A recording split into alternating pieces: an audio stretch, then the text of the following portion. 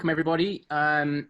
So my name's Sam Wimpenny, and what I'm going to be talking about today is essentially two different aspects of how we can use in situ measurements of deformation and forces acting through the continental lithosphere to place constraints on the material properties of active faults. And a lot of the work that I'm going to be talking about has come out of my PhD that I did in Cambridge with Alex Copley, and also some work in collaboration with Tom Ingleby at Leeds, and also Carlos Benavente and Inoch Aguirre at Enigmatic in Lima in Peru. So these two are kind of our Peruvian colleagues who work in the geological survey there and have helped us out with some of the field work that we've done in the Andes. So really this talk's going to be split into two parts. And just to get us all on the same page, I'm going to briefly go through what we think we know already about the rheology of active faults. And most of this information essentially comes from going out into the field, observing natural fault zones and exhumed natural fault zones and the types of fault rocks that we see from different depths within old faults, and trying to look at the deformation microstructures within these fault rocks and relating those to laboratory experiments of deformation where we try and recreate those deformation textures in different rock types. And this is often sort of encapsulated in this synoptic model of fault zones that's widely recognized, called the Simpson-Schultz model. So on the left, what we're looking at here, if I'll make my cursor a laser pointer, what we're looking at is a depth section through an exhumed fault zone. And in the shallow crust, what we typically see are unconsolidated rocks, gouges, going down deeper into, as the confining pressures increase, those rocks get more consolidated, and the sort of deformation mechanisms that we see lead to sort of brittle fracturing and sometimes the generation of frictional melts in rocks called pseudotachelites and cataclasites. And then going deeper into the crust still, into the lower parts of fault zones, often this transitions from dominantly frictionally and brittle deformation mechanisms into sort of grain scale deformation creep that forms rocks like mylonites and the different forms of and stages of deformation within myelonitic rocks. And in general, the laboratory experiments that have tried to recreate these different textures of rocks that we see from exhumed fault zones typically come up with two key behaviors of fault rheology. And one of them is what's shown here as the rate and state frictional behavior, but this could equally just be called the sort of slip rate dependency of friction on an active fault. And what you're looking at here is that there's at least two different types of slip rate dependence of friction. One is stable sliding and one is unstable sliding. In stable friction, what they mean is that if you increase the slip velocity on a fault, then the frictional resistance to shear increases. And what that means is that you cannot generate runaway seismic ruptures in materials that have this type of rheology, this type of frictional rheology. The kind of polar opposite to that is the unstable response, which is where if you increase the slip velocity on a fault, then the frictional resistance to shear decreases, and that means that you can get runaway failure, and the inertial effects generate earthquakes and seismic waves in the surrounding wall rocks of these fault zones. So clearly this is a really important material property that we want to understand because it affects the earthquake generating behavior of faults. And the first part of this talk is going to be about how we can place constraints on the distribution of stable and unstable sort of frictional sliding properties on active faults on an active fault in a place called BAM in southeastern Iran. And what I'm going to then do is try and contextualize the post-seismic the behavior that we see on this fault in terms of the behavior of other faults that we've also been able to monitor using geodetic techniques. And in particular, what I'm going to be looking at is how this fault at BAM responded to stress changes within an earthquake on the fault back in 2003. The second part of the talk is going to move on to something slightly different. And what I'm going to be focusing on is trying to understand the integrated strength of the continental lithosphere on the margins of mountain ranges, and particularly looking at the South American forelands on the edge of the Andes mountain range. And in general, what we think is that the frictional resistance in faults within the brittle crust sort of increases roughly linearly with depth. And this is because as you go down into the crust, the confining pressures increase, and that essentially clamps the faults shut. So you have to apply larger differential stresses to get the faults to move. And then at some depth that we think is probably controlled by temperature, but also other conditions like fluid content, you get a transition from the strength of the lithosphere being controlled by frictional resistance to slip-on faults into either temperature control, grain scale, deformation mechanisms like diffusion, creep, dislocation, creep, low temperature plasticity, or some kind of dissolution precipitation creep regime in between the two that might be fluid accommodated. But either way, essentially we should see a transition from frictional resistance to slip-on faults within the some parts of the crust supporting most of the differential stress into a regime where we get essentially continuous deformation and creep mechanisms supporting most of the supporting the differential stresses in the lower parts of the crust and maybe the lower parts of the upper part of the lithospheric mantle. So I'm going to start off by jumping into this first part of the talk, where we're going to go to southeast Iran and try to probe the rheology of a fault that ruptured in the 2003 BAM earthquake. So the motivation for looking at this particular earthquake is that it actually seemed to have quite an unusual behavior when we look at the amount of post-seismic deformation that actually happened after this earthquake. So what we're looking at here is a compilation of different earthquakes, each one of them represented by a dot, and on the x-axis, we have the co-seismic moment release in that earthquake that's been estimated from the inversion of geodetic measurements of surface deformation. And on the y-axis, we have the post-seismic moment release in that earthquake, again, that's been estimated by forming kinematic inversions of post-seismic ground deformation after these earthquakes.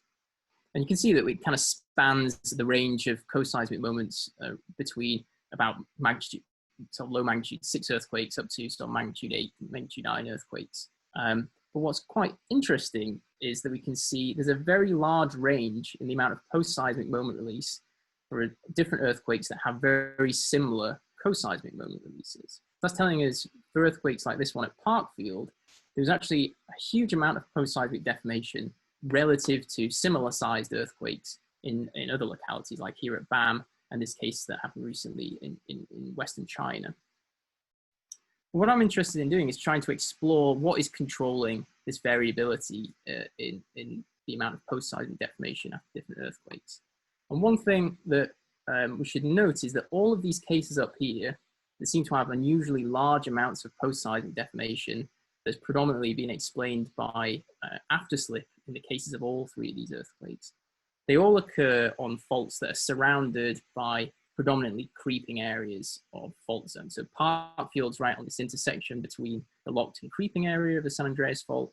Chenkung was on the longitudinal valley fault that's kind of widely been shown to be at least extensively creeping at the surface and at depth from very careful geodetic measurements. And this earthquake just ruptured a small little asperity of that creeping fault. And this case Mathoni was an earthquake that ruptured a thrust earthquake that ruptured the Hellenic subduction zone, which is widely thought to be sort of extensively creeping to explain the lack of the disparity between the seismic moment release and the assumed rate of moment accumulation from geodetic measurements in the region. Okay, so just to zoom into where the BAM earthquake actually happened, here on the left, I'm just showing you a map of Iran and the Arabian Peninsula down here. And the BAM earthquake sort of ruptured a fault down here in the southeastern part of Iran. And if we zoom into this black box here, we get this region. And you can see that the area is characterized by a series of north-south striking right lateral strike slip faults that sort of run along the margin between the continent-continent collision in the Zagros Mountains and the ocean-continent collision in the Makran accretionary prism.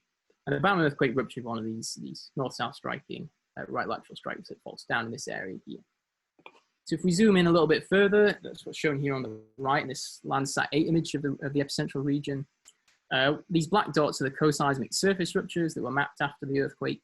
This red star is just the rough location of the hypercenter that was determined from local strong motion data.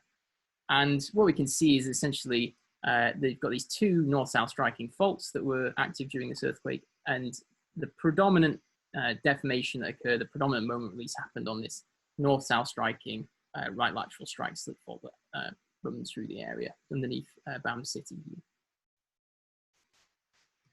Now, the way that I'm going to try and explore what the controls are on the amount of post-seismic deformation in this earthquake is by using a sort of physical numerical model that links the amount of deformation that happens during an earthquake and the stress changes imposed upon the adjacent parts of a fault zone during an earthquake to the amount of post-seismic deformation that happens after an earthquake.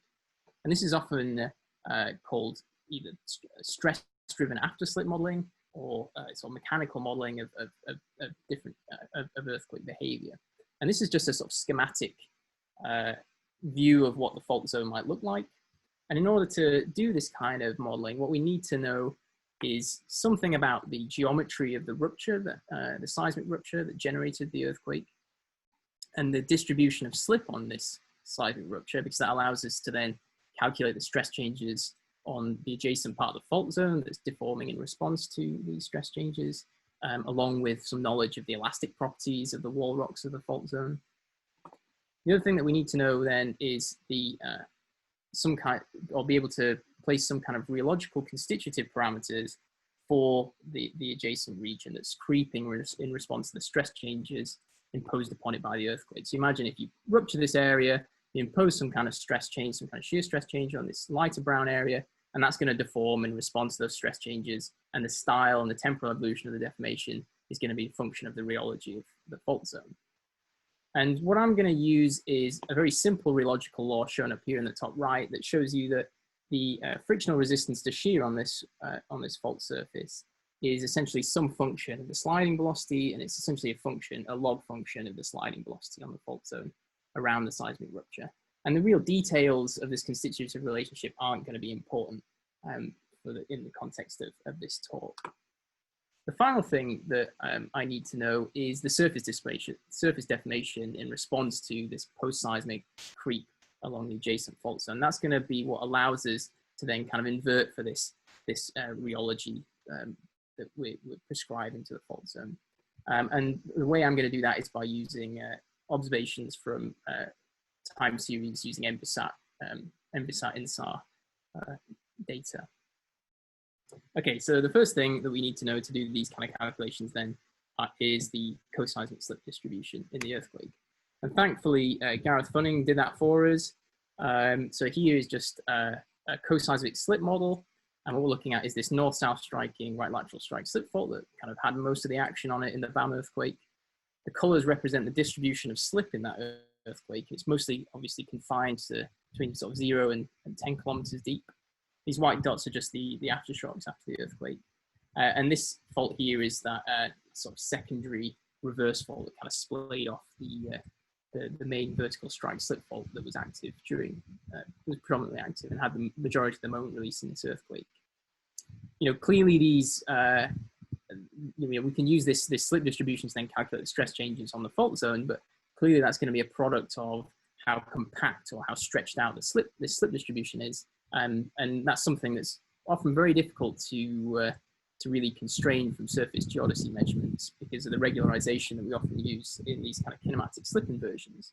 So what I'm going to do is when I'm trying to solve for the distribution of frictional properties on the fault zone, I'm going to allow the amount of compaction of this slip distribution to vary by essentially taking slip around its edge and redistributing it to its interior, but making sure that the surface deformation as a result of that would still match the observed co-seismic deformation from radar geodesy. The second thing that we were looking at here, and we needed to place constraints on the rheology of the fault zone, is some actual observations of how the fault zone deformed in response to the stress changes imposed upon it by the earthquake.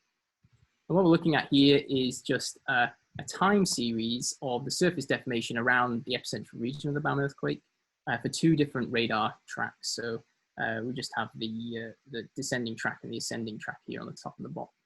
You can see these black dots again. These are the co-seismic surface ruptures that were generated in the earthquake. This is the black dots here outline the kind of main surface rupture. And each one of these times here is the time after the first SAR acquisition, which was within, I think, 10 days or so of the actual earthquake itself. What we can see is that from these observations is that most of the deformation is localized around the tips of this north-south striking right lateral strike slip fault. So you can see you've got this blob, red blob that kind of expands and gets darker with time. And it's got a wavelength of about 5 kilometers. And the amplitudes of the surface displacements are on the order of about 3 centimeters, so 3-4 centimeters. So it's a really small amount of deformation, and it's really very localized around the tips of the surface, of the co-seismic surface structures and the edges of the slip distribution that we managed to determine from co-seismic INSAR measurements. And that's telling us that there's a very small amount of post-seismic deformation happening after this earthquake, and it's mainly, what we can observe at least, is mainly localized within the top 5 kilometers or so of this fault zone. Okay, so the next thing to do then is obviously to try and model this behavior. Can we find a simple physical model that can explain the post-seismic deformation we've been able to measure?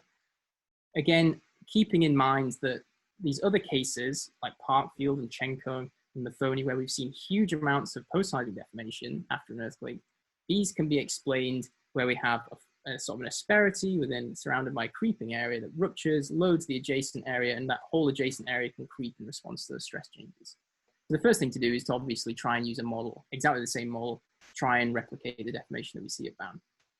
So on the left here, we can just see the observed total surface displacements from the end of our time series. This is the fault here, these patches around the edge, these lobes around the edge. In the middle is our best fitting forward calculation. This is just from performing a grid search of a range of different frictional properties and a range of different amounts of compaction of that co-seismic slip distribution that changes the stress changes imposed on the fault zone. We can see that we can match the spatial pattern of the surface displacements measured from the INSAR really pretty well. Given that this is a forward model, we capture the lobes around the edge, we capture the rough amplitudes, and the misfits between the two are pretty much on the same order of magnitude as the sort of noise in the far field measurements around here, which are on the order of, you know, maybe 0.5 centimeter to 1 centimeter or so in line of sight. What we find we couldn't match is the temporal evolution of the displacements in these different lobes around the edge of the surface rupture. So what I'm going to show you now is the time series from these different dots, these different points around the edge of the 2003 BAM earthquake rupture, and the post-seismic evolution of deformation in these regions. I'm going to show you the observations and the predictions from this model. So that's what we're looking at here. On the x-axis is just time after the earthquakes, from sort of 0 to 6 years, time after the first SAR acquisition, which pretty much a few days after the earthquake. These gray dots are the observations, the observed temporal evolution of the line of sight displacement, sorry. And each one of these boxes is a different point around the fault zone. And what we can see is that this red line, which is the model that I was showing you on the previous page, on the previous slide, really doesn't do a very good job at matching this quite rapid early transient deformation that we observed after the earthquake. And this is really quite informative, because it's telling us that essentially, in order to try and match the surface deformation, the model is picking frictional parameters that have very kind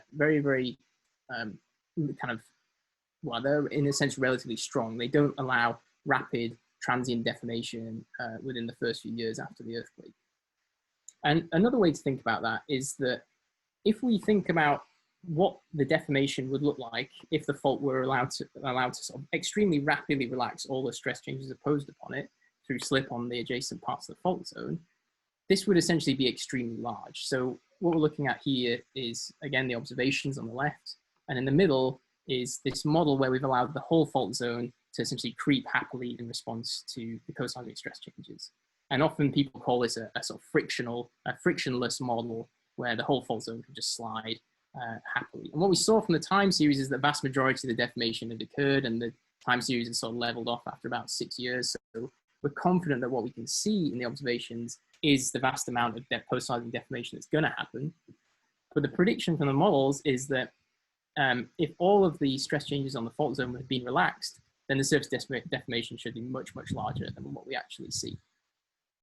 So the sort of simplest way to modify this, and it might seem a bit ad hoc initially, is to just consider having small creeping areas around the shoulders of the co-seismic slip distribution, just here on the margins of the rupture area. And if we do that, what we find is that we can quite easily explain the distribution of surface displacements really quite nicely. We can explain the amplitudes really quite nicely, and we can also capture the temporal evolution of those displacements using quite nicely. So again, I'll just show you the model results for this model where we only allow very small areas around the margins of the co-seismic rupture to creep, and the rest of the fault zone remains locked. And that's the predictions from that model are this blue line here. And you can see that we can capture the very rapid transient deformation in the early part of the post-seismic period, and the kind of slow relaxation in the later part of the period. And this is just because these very small creeping areas are surrounded by locked regions. So when a stress change is imposed upon them, they can creep very slowly, but then they eventually reach the sort of elastic resistance from the surrounding locked areas on the fault, and therefore the creep rate slows down very rapidly after about 2-3 years. And just to show you some examples that this isn't just a one-off, there's lots of other earthquakes that seem to have potentially similar behavior where there's a very small amount of post-seismic deformation relative to co-seismic deformation. I've just got two sort of single long-time baseline interferograms here from the Peterman Ranges earthquake in 2016 that Tamara King was talking about in the last webinar. Again, this ruptured a sort of shallow thrust fault, dipped towards the northeast, and the amount of post-seismic line of sight deformation was extremely small over the top of it over the year after this earthquake. And if you do the sort of kinematic slip inversions, this is kind of equal to about 6% of the co-seismic moment release. So again, very, very small. The second example is just another one from a place in the central Andes from an earthquake, a normal faulting earthquake. And again, we found that the amount of post-seismic moment release that occurred within the sort of years, 2 years after this earthquake was, again, very small, less than 10% probably. So just to summarize that first section, what I think I've outlined is that there seems to be a diversity in the way that active faults respond to earthquakes through post-seismic deformation, particularly sort of moderate magnitude earthquakes, those in the range of sort of magnitude 6 to 7. On the one hand, we seem to have faults that are along these kind of long, mature fault zones, potentially, that rupture in earthquakes, and the surrounding areas are able to creep in response to those stress changes and generate huge amounts of post-seismic deformation, just because the areas around the edge of them are predominantly creeping and the fault continues along strike. So this is this kind of part field example, Chenkling example. On the opposite end of the scale, we seem to have earthquakes like what happened in BAM, and the other examples that I've shown you, where we have a seismic rupture and asperity that breaks, and either the adjacent fault zone is predominantly locked, and there's only very small areas around the edge of it that are able to creep maybe in response to those stress changes, or the fault zone just doesn't continue along strike and it's still growing and is in a kind of immature state of its growth. So I think this is quite a powerful tool actually, because we can start to use post-seismic deformation to start to interpret the seismic hazard posed potentially by long strike segments of fault zones, and also to interpret the depth distribution and the distribution of sort of frictional properties on active faults. Okay, so the second part of this talk, I'm going to move on to looking at static friction and the static frictional resistance to shear on faults, as opposed to the slip rate dependency of friction. So what we can see on the right-hand side is, again, we've got this kind of linear increase in the differential stresses being able to support by the lithosphere as a function of depth down to the base of the sort of seismogenic layer down here. And the vast majority of what I'm going to be talking about in this section is actually thinking about how much frictional resistance to shear is there on faults within the lower crust on the margins of high mountain ranges, in particular the Andes. So here we are in the Andes. That's kind of one of the great benefits of Zoom. And what we're looking at here is the southern section of Peru and the northern part of Bolivia. And this is the sort of northern limb of the Bolivian orocline and the northern part of the Altiplano. On the west here, we've got the Nazca Plate, which is subducting underneath the western margin of South America. And that's kind of generating this area of thickened crust and high mountains. And plotted on top of all this, what we can see is a bunch of earthquake focal mechanisms. And all these earthquake focal mechanisms have been derived, or most of them at least, have been derived using either body waveform seismology, so to get careful point source mechanisms and centroid depths, or they've been derived using radar geodesy and using surface deformation to invert for the distribution of slip and the depth of slip in these earthquakes. Each one of the focal mechanisms is kind of colored by their mechanism type. So these purpley blue ones are extensional, these green ones are shortening related.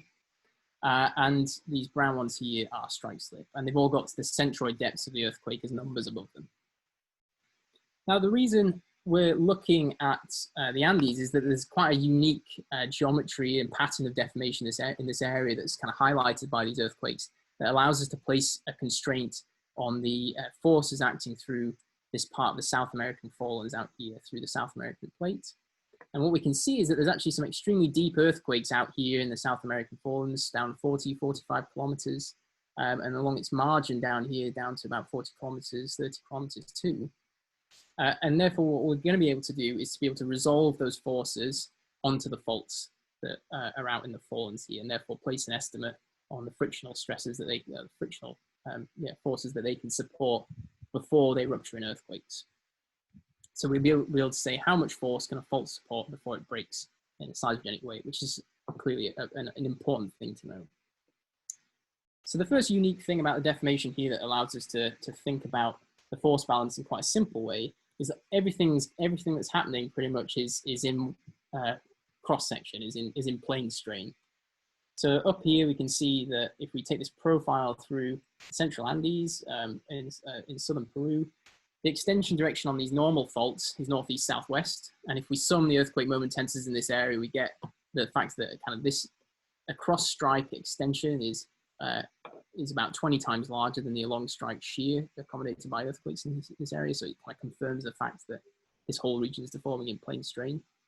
And the earthquakes on the margins of the mountain range also have slip vectors that are kind of parallel to this 2D cross section. So we've got predominantly plane strain deformation in this region, and also up in this region too, where we can see the extension direction on the Cordillera Blanca, and this earthquake up here in Ancash in 1946 is kind of sub-parallel to the shortening direction along reverse faults that cut through the South American forelands extremely deep in the crust here. The second thing that we can actually leverage is the fact that the normal faulting earthquakes up here allow us to place an upper bound on the size of the horizontal force acting through the lithosphere. And this comes through the concept that's been kind of known for 40 years or so now, that mountain ranges with high plateau that are kind of very flat and undeforming can be used in a sense like a pressure gauge. And that's because the fact that we see extensional faulting up here is telling us that the horizontal forces that are acting through the lithosphere out here and transmitted into the range must be smaller than the buoyancy forces generated by crustal thickness contrasts between these two areas. And essentially if we want to express that in a slightly more formal way, essentially this buoyancy force, which is an upper bound on the size of this F total that's squashing the system, these big red arrows, must be less than the vertical integral between the sort of surface up here and the depth of isostatic compensation of the differences in the vertical normal stresses between the two areas. And we can calculate this if we know something about the density structure of these two areas, and that's a function of the density of different rock types, the sort of chemical depletion of the lithospheric mantle that might affect its density, and also the temperature structure and the thermal expansivity of the rocks as a function of depth. So we're going to use that knowledge to place an upper bound on the size of this F total, this horizontal force that's acting through this lithospheric system. The second thing that we can do then, if we know this, is that we could see the earthquakes were rupturing through essentially down to the base of the crust in this area, and that's telling us that the faults that are cutting through the fallen lithosphere must be breaking in response to these forces, and therefore these forces must exceed the frictional resistance to slip on these faults. So we're going to use that concept to try and place an upper bound on how much shear stress and how much force faults within the lower part of the crust out here can support over sort of millions of years of geological timescales. The second thing, the final thing, sorry, just to bear in mind that's going to be important for what I talk about a little bit later, is that kind of analogous regions where we see lower crustal seismicity on the margins of mountain ranges have typically been interpreted to mean that these sort of cratonic regions of fallen lithosphere that support high mountain ranges must be underlain by extremely dry and hydrous lower crustal granulite terrains. And this is just because if there was sort of hydrous, if there's water down here, at these pressure and temperature conditions, the kind of minerals that we see within the lower crust, within the lower crustal terrains, things like plagioclase and small amounts of water mean that these minerals essentially deform by ductile creep at the pressure and temperature conditions equivalent to lower crustal conditions. So you know, 0.8 to 1.1 gigapascals, kind of 400, 500, 600 degrees Celsius. And therefore, if there were ductile creep mechanisms were predominant, we wouldn't be able to accumulate elastic strain around the sort of 5 to 10 kilometer rupture areas that we need to explain these moderate magnitude lower crustal earthquakes on the margins of mountain ranges. Okay, so the first step of that, undertaking that problem then, is to try and calculate what is an upper bound on the size of that F total, this horizontal force that's acting through the fallen lithosphere on the margins of the Andes. And as I was saying, what we can do is iterate through a whole range of different density structures between in the mountains and in the fallen lithosphere, and use that to estimate force, the lithosphere, buoyancy force here on the y-axis as a function of the relief between the fallens and the mountains. And what we're seeing here is just a density plot of different models, and these black vertical lines delineate the range sort of applicable to the Andes mountains. What we see is that the upper bound on the horizontal force acting through the fallen lithosphere is somewhere between about 4 and 8 times 10 to the Newton meters, and that's essentially a teranewton per meter along strike. So 4 to 8 teranewtons per meter along strike. That's our upper bound on the force the lithosphere can support over sort of geological timescales, millions of years. Second thing that we want to do then is to try and resolve that force onto faults and try and place an upper bound on how strong those faults can be. And that's what we're looking at here. So on the x-axis, we've got the effective coefficient of friction on faults within the crust. And then on the y-axis, we've got the horizontal force that the lithosphere could support as a function of the effective coefficient of friction on faults within its overlying crust. And you can think of this as being very simple differential stress profile as a function of depth that we essentially just integrate the area under to get the horizontal force. And the way to read this is that if the faults within South America, the South American crust, which is about 40 to 45 kilometers thick, had effective coefficients of friction of about 0.3, then the lithosphere should be able to support horizontal forces on the order of 20 to 30 teranewtons before it would rupture in earthquakes. That's clearly way too high because we see that the lithosphere is breaking in response to this 4 to 8 teranewtons upper bound. So if we just formalize that, what we find is that this is this 4 to 8 teranewtons upper bound, these black dashed lines, horizontal dashed lines. And if we read down from the point where our kind of model range intersects this horizontal force limit, what we find is the effective coefficient of friction on faults must be less than about 0.12. Now, if we want to provide an absolute upper bound, what we obviously have to do is completely ignore the strength of the lithospheric mantle altogether and say that all of the force acting through the lithosphere is supported by faults, and that's an absolute upper bound that we could place on the frictional strength of these structures, and that would shift this red line to the right a little bit, and what we find is that essentially gives us a complete maximum upper bound of about 0.2. Now, that doesn't really mean very much as a number. It's kind of equivalent to shear stresses on the lower 5 kilometers of the fault of being about less than 150 megapascals. But it really becomes quite important when we put it into context with laboratory experiments of the frictional properties of faults. So that's what we're looking at here. We're just looking at a suite of different observations of the effective friction on fault zones under dry conditions, that would be the intrinsic friction, and the wet conditions. And what I'm just going to show you to start off are observations from the laboratory. So these are sort of Byerly's classic rock friction experiments, static rock friction experiments, where it found that essentially the intrinsic friction for a whole suite of different rock types is somewhere between about 0.6 and 0.85.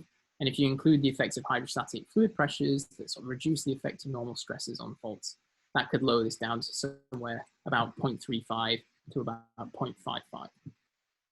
Obviously, if you go super hydrostatic and the water pressure gets higher within the sort of pore space of a fault zone, this can reduce further. The one kind of caveat to that that's now been very well documented is that platy minerals, phyllosilicates, clays, tend to have far lower effective friction, far lower intrinsic friction, sorry, in dry conditions than most other rock types. And if you include the effects of water again, and particularly super hydrostatic fluid pressures, this will drastically reduce the effective friction on these faults down to sort of 0.1 and lower. And the final set of laboratory experiments is just kind of summarized here as dynamic experiments. And this is where people take rocks and sort of slide them past one another in rotary shear apparatus. And they find that as the slip velocity increases, then the effective resistance or the effective friction rapidly decreases. So as you approach sort of seismic slip speeds, the effective friction becomes almost negligible on active faults. And this is really kind of important when we think about the dynamics of earthquakes and how ruptures propagate. But because what I'm interested in here is and what I've done is place estimates on the absolute yield stress of faults in their static condition, i.e. when they're not slipping, these kind of dynamic experiments don't necessarily apply to the kind of conditions that I'm considering here. So what I'm going to show now is I'm going to pop up a whole suite of different geophysical estimates of the in situ frictional properties of faults. So when we add those in, so these are from the distribution of fault dips within the outer rises and within the shallow parts of the continental lithosphere, from similar force balance methods to what I've been using in this study, and also from different random proxies, so the link between sort of tidal stress, solid earth tidal stress changes and tremor, and stress drops in earthquakes, which provide an absolute lower bound on the shear stresses faults must support, and also things that are kind of really a proxy like paleopiezometry. What we can see is that all of these different estimates tend to yield the same kind of answer, that the effective friction on faults is low. It's less than about 0.3. In the case of the distribution of fault dip data, which is open to interpretation, they tend to find that the intrinsic frictional properties on faults must have an intrinsic friction less than 0.3, which is clearly lower than the dry conditions estimated by Byerly. And in general, this is thought to be because shallow fault zones contain either weak phyllosilicate minerals that are sort of foliated and form these weak interconnected networks of platy minerals that can slide at low shear stresses, or it's because there are superhydrostatic and near-lithostatic pore-fluid pressures along fault zones. And there's lots of evidence for both of these things being prevalent in the upper crust. We see lots of examples of horizontal hydrofracturing and veining. That's telling us that fluid pressures must be larger than or near, occasionally larger than the lithostatic pressure. So there's lots and lots of evidence for high fluid pressures within the shallow crust and free and active fluid phases that alter the fault zone material. And this has widely been argued to explain why subduction zones and continental megathrusts must have very, very low effective friction in order to slide at very, very low dip angles and prevent the breaking of the interior of the thrust wedge. And again, these are kind of environments where we expect, and we do see geological evidence for extremely high fluid pressures. Now we have interesting geophysical evidence from the VP or VS ratios from subduction zones that there are extremely high fluid pressures along subduction megathrusts near the down dip edges of subduction megathrusts.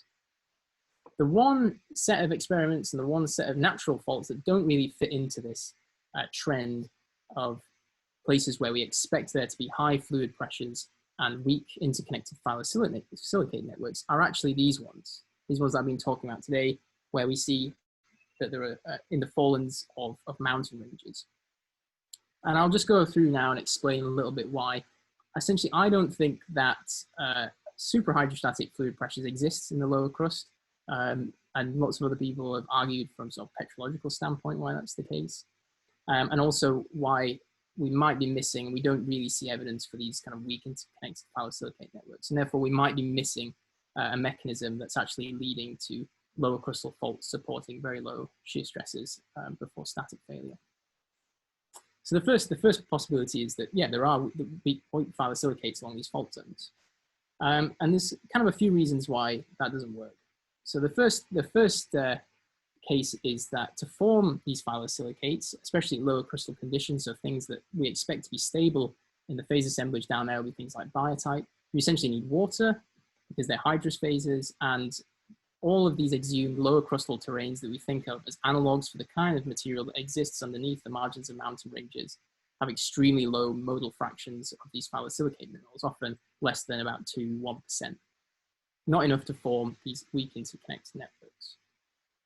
And the second thing is that essentially when people have performed laboratory experiments of frictional sliding, when they include phyllosilicates, what they find is that they tend to promote stable creep and not earthquake generating behavior.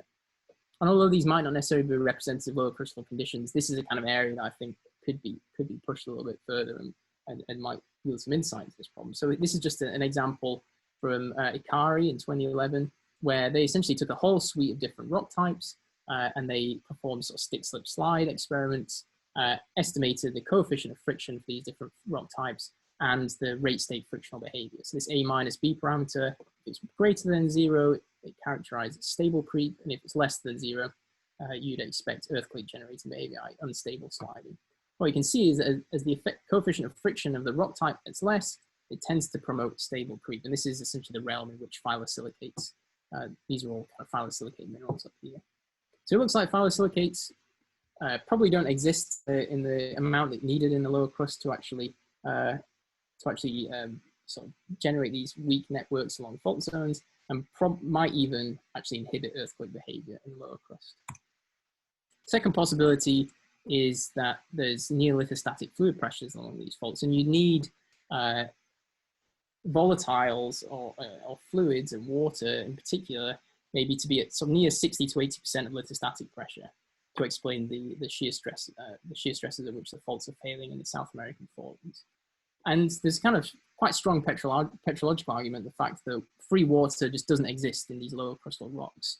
Like I said, they've got extremely small modal percentages of hydrous phases, and these rocks tend to be metastable in the sense that they were formed at extremely high pressures and temperatures. They're very refractory because they were formed by melting and melt extraction that went to the upper crust and stripped all the volatiles out of them. And that means that when any water does ingress into these fault zones, what we typically find, firstly, is that it's rapidly mopped up in retrogression reactions and is incorporated into mineral lattices.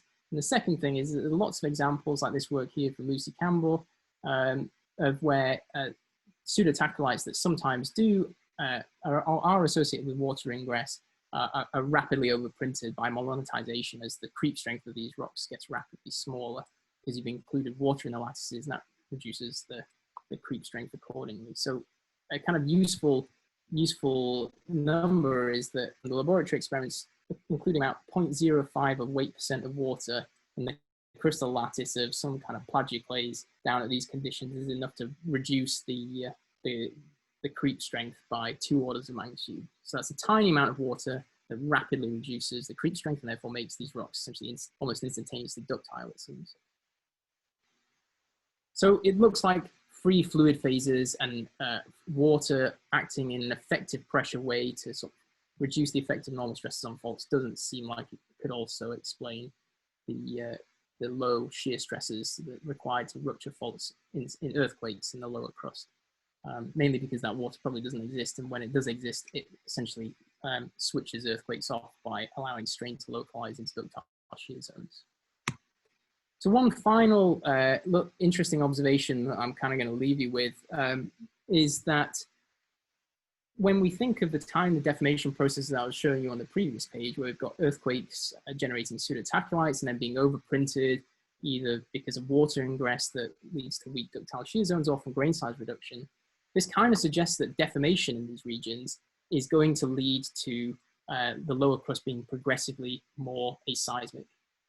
One interesting observation that we have of lower crustal earthquakes in places like the Andes is that lots of the lower crustal earthquakes happen today. So this is just a distribution of earthquakes along the eastern margin of the mountain belt. All these are happening today in areas that are actually re-inverted rift basins that were active in the Mesozoic. And this is something that we see, over and over again in geology, is that we see lots of places where basement faults are reactivated and inverted following changes in the sort of plate configuration. So here's just a sort of schematic of what's happened in the Eastern Andes from some of Brian Horton's work over the Mesozoic to the Cenozoic. And most of these regions, like down here in the Sierra Pampeanas and up here in the Huallaga Basin of central Peru, essentially sit and are currently deforming inverted Mesozoic rift basins. These are also areas where we have extremely deep lower crustal seismicity. So that's suggesting that essentially these faults might be able to remain weak and seismogenic over tens of millions of years with protracted histories of deformation, of stretching and shortening. So just to summarize what we've learned about, or what I think I've learned at least about static friction on faults in the lower crust, is that it must be relatively low, effective coefficients of friction less than 0.2, shear stresses less than 150 megapascals probably, to get the fault to rupture in the first place. And given that these faults are essentially cutting through anhydrous lower crustal terrains of metastable rocks, it doesn't seem like fluid, at least water anyway, is going to be the thing at high fluid pressures is not going to be the thing that makes these faults weak, and potentially not networks of phyllosilicates. But I think there's still a lot more interesting work that's coming out of this, of people looking at geologists looking at lower crustal examples of pseudotacholites. So I think this is an area that's really going to push this field forward. And the final thing is that it's interesting in that we see at least examples and potential evidence for the fact that these lower crustal faults could remain weak and potentially seismogenic over tens of millions of years of protracted deformation. So just the final thing I'm just going to say is that a lot of the observations of earthquakes I've been showing you have come from a recent compilation that we've put together as part of the COMET group, where we've actually, for a long time now, been carefully modeling the earthquake depths and mechanisms in different parts of the world, particularly up here in the Alpine Himalaya belt, but also in Africa and also in the Andes most recently. And we've just recently kind of compiled all these together into a big database. And these are really high fidelity earthquake mechanisms and earthquake depths that might be extremely useful to the kind of community of people who work on tectonics and seismology. And this is now kind of freely open and available to download from the COMET website. If you go on the data services link tab, and if you go on there, what you'll find is the page that looks something like this. And you can kind of search through this database now and download the data and click on different earthquakes and look at their focal mechanisms and depths. And should be a really useful interactive tool. So if you work on seismotectonics, that's something that I would advise that you have a look at and read about. We've currently got a paper and review about the database itself and what it's useful for. Okay, so with that, I'll stop and open up to any questions.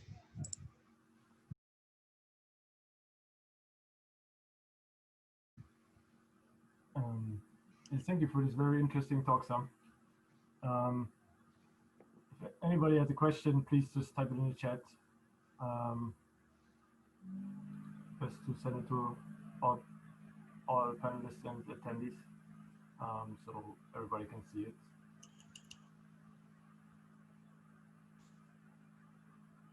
There seems to be a first question.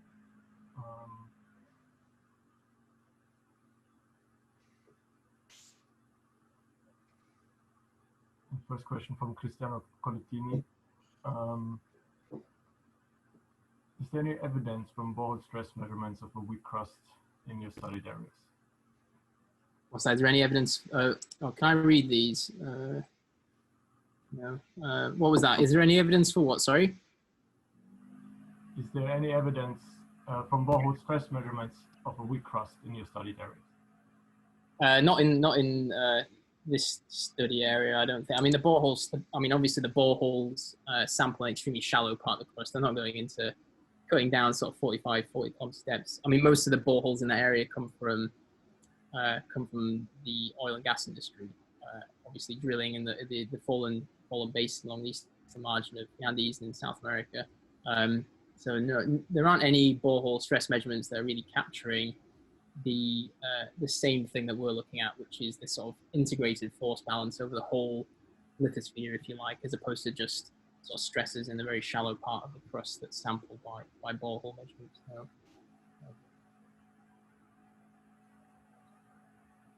there's another question from Robert Winch. What about the possibility of melts weakening the lower crust? Yeah, I mean, I think that's something that a lot of people have been looking at recently, in the possibility of melt weakening.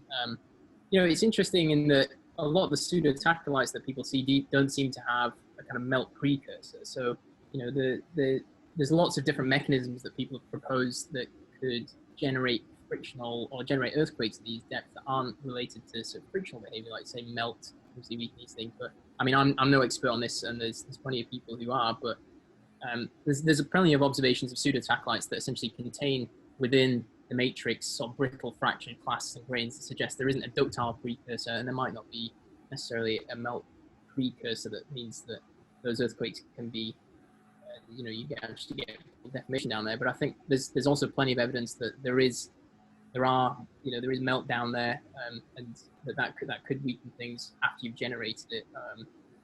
Yeah, I mean that's something to explore. I mean, there's been some interesting stuff that Sandra Piazzolo has been doing in Australia and the Musgrave Ranges, I think, down there, that I'm sure she's probably far more expert on to explain than I am.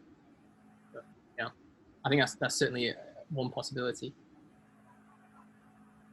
So there's another one.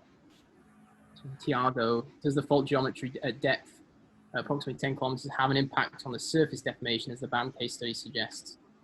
You have some echelon fault segments coming through the surface, and the diagrams showed. Yeah. So I mean, you're right to point out surface ruptures have this kind of right stepping on echelon pattern. At depth, the sort of geometry of the fault isn't particularly well known, just because it didn't slip in the earthquake. So you're not actually necessarily sensitive to the geometry of the fault where there was no slip.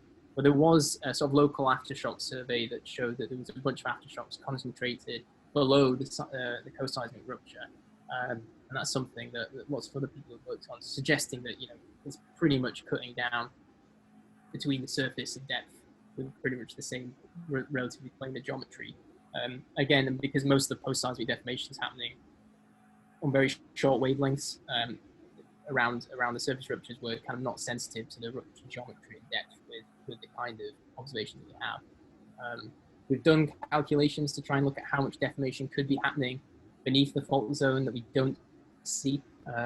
So that's and that tends to add up to about 10-20% of the co-seismic moment release. So that's one way in which we might be missing evidence of slip on these faults. But, yeah.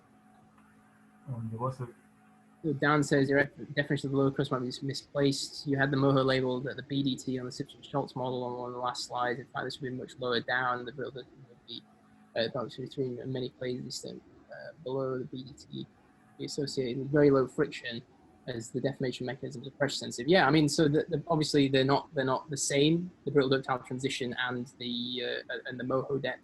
What I'm talking about here is more kind of the seismogenic thickness that we see rupturing in large earthquakes, and not necessarily the kind of brittle ductile transition in the sense of what you might see in exhumed fault zones, where you can see local brittle deformation that might be creating small earthquakes, but not these kind of big ones. Some of the really interesting stuff about the brittle ductile transition is that it doesn't seem to vary much after big earthquakes. A few kilometers or so. A few papers coming out recently in California where people have looked at aftershocks, well-located aftershocks being fault zones. The evidence is that it doesn't seem to vary much with strain rate, which I think is quite interesting. It does vary a bit, but on the order of sort of a few kilometers. But I'm not sure how what the question is there. I think that's more of a comment. And then we've got another question from Robert Vinch. The large number of granitic dikes in the lower crust demonstrates fractures. Maybe hydraulic fracturing demonstrate the presence of silicic melts? ? I mean, again, I'm not ruling out the possibility of melt in the lower crust. Clearly, that's seen in lots of places, magnetite terrains and things. But yeah, I mean that could be. What I'm saying is that the geophysical evidence is that when these things do break, when these faults break in earthquakes, when these faults move, they must be able to break in earthquakes. So the presence of any melt must inhibit release and accumulation of elastic strain, and it must occur at relatively low shear stresses. What's causing that, I think, is an open question, and that's why I kind of left it open at the end. I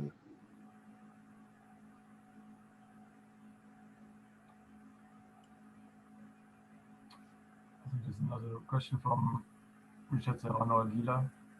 There's some project to be applied on the Ecuadorian Andes.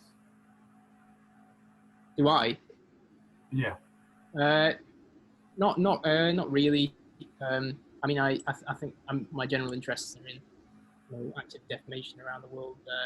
There's some interesting things happening in the Ecuadorian Andes. The earthquakes from local seismic surveys there on the eastern margin of the mountain range seem to be relatively shallow, and also the big earthquakes. They don't necessarily seem to be as deep as the earthquakes that we see, say, in the Sierra Pampeanas or in parts of Colombia and central Peru. So there's potentially something interesting going on there. But I think integrating what's actually controlling the along strike variability deformation on the eastern side of the Andes to receive a whole range of different types of both surface deformation and deformation at depth. Something that's that seems to be quite interesting. I mean, it seems to be very heavily preconditioned by the presence of these kind of Mesozoic rift basins and where they are now relative to the range front. But yeah, I think there's plenty more to do in that part of the world and everywhere else too. And I think maybe there's a final, I'm sure it's maybe a comment by Robert Holdsworth or a question. Do you have something on that? Yep. So as Bob Holdsworth said, other weakening to consider a grain size or geometric weakening due to the preservation of fabrics, given the observations of the importance of reactivation. Pre-existing shear zones will be finer grained and have fabrics. Yeah, it's definitely true. And again, this is something that you know is going to be interesting to work on. Is actually looking at the history of reactivation of these structures. I mean, that I didn't really give an answer to what's controlling these, you know, the potential inheritance and the reactivation of faults in the lower crust and the fact that they might actually remain weak at that time. I think that's something that's going to be, you know, is really going to have to be answered, like you say, by combining microstructural observations from lower crustal terrains with these geophysical observations and new laboratory experiments to sort of explore what's controlling friction at, you know, really high, or what's controlling failure at really high confining pressures and kind of chemical conditions that we expect in the lower crust. Yeah, there's clearly lots of intricate feedbacks between grain size reduction, fluid influx and fluid ingress into these fault zones, recrystallization. You know, there's the weird observation is that lots of these pseudotacholites seem to occur, be overprinted, and then cross-cut by pseudotacholites with a different geometry. So if these shear zones became, you know, the weakest thing, then why they're not localizing deformation continuously and then being cross-cut by pseudotacholites with different geometries is clearly another interesting question. Is it that we're looking at a really heterogeneous stress state at the bottom of the lower crust, near the bottoms of the tips of these ruptures? I mean, it'd be interesting to think about these questions. But yeah, I certainly don't have any answers. Right. Let's conclude the meeting with this again. Sam, thank you very much for this fantastic talk. Thank you everybody for tuning in. And there will be the next webinar will be in end of July. So stay tuned and have a good day. Thanks very much.